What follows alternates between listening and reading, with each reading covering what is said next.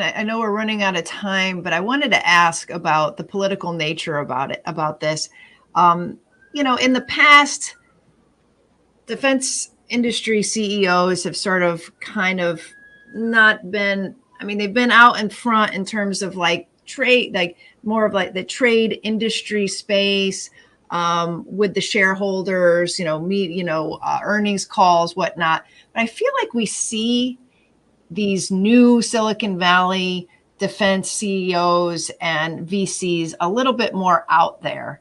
And they seem to, I don't know, enjoy getting the spotlight and having and being profiled and getting a little bit more into the politics of the national security space, which, at this heightened moment, particularly on Ukraine and Israel, seems a little, I don't know, it seems a little suspect to me. It seems like it's and a little dangerous. So I'm speaking particularly a few months ago, and I'm just going to draw it up right now.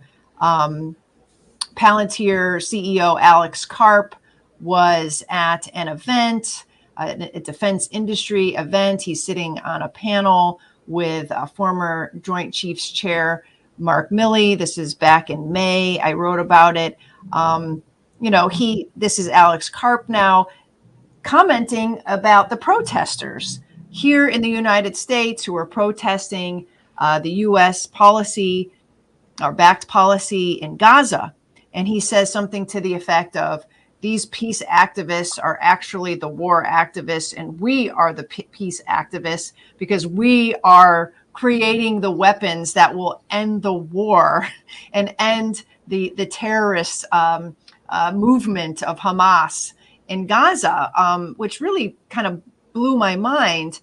But after, I got over that, I realized, why is Alex Karp talking on this very volatile political subject and using it to sell his own product? Do you, and I'll ask each of you, do you feel like these CEOs are getting more into politics, and how dangerous is that?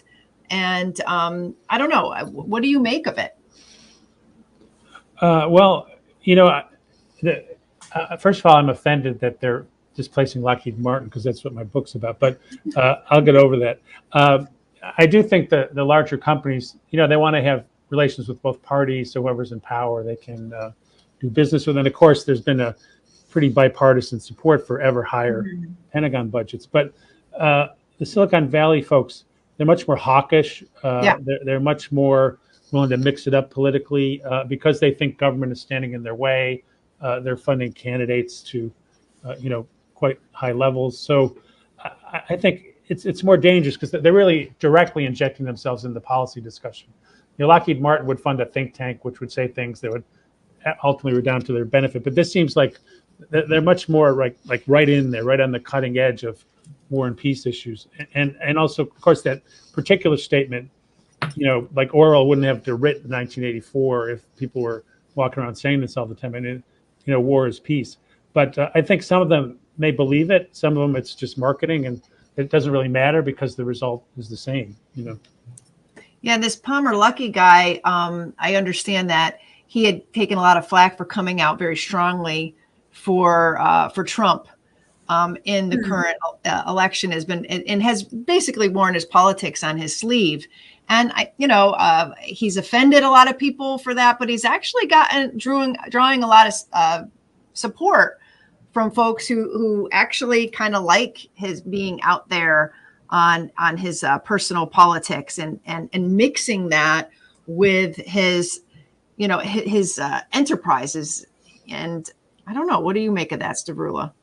Yeah, I actually think that's a really important point, because I think a lot of people in this space, I think they just kind of feel they should say this stuff very actively right now, because even though some of these statements may be polarizing, I think they realize that there is a key audience for it, right? Yeah. So Alex Karp, Palmer Luckey, these types of figures understand that maybe a lot of people will dislike it, but there will be enough influential people that will always want to work with them or quite likely will always want to work with them, and in fact want to ally with that type of behavior overall. I mean, clearly overall, regardless of what he has or hasn't said, Anduril is doing extremely well these days. So it really doesn't seem like their statements affect them so much, or at least the people that like what they're saying are willing to help them out. Exactly.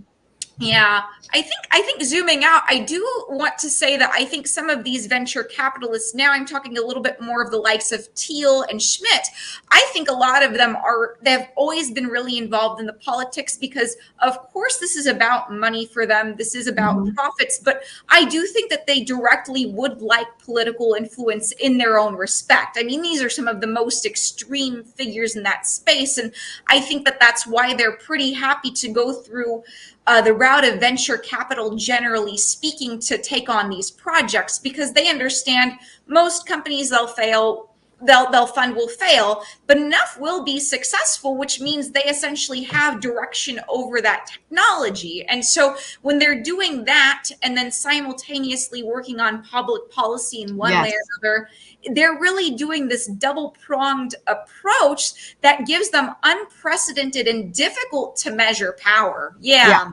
Absolutely. And I think the Palmer Luckey thing, everybody's, he wears sandals and Hawaiian shirts. He's the ultimate individualist. Isn't that great? But these companies are building technology to build a garrison state and a surveillance state that's going to take freedom away from all the rest of us. So it's great that he can wear sandals, but, it's not going to make anybody else freer. No. Yeah. I think I might have called him Lucky Palmer. Yeah, well, I'm sorry about that, but he seems very lucky right now. Financially speaking, he's doing quite well. Yeah. Speaking.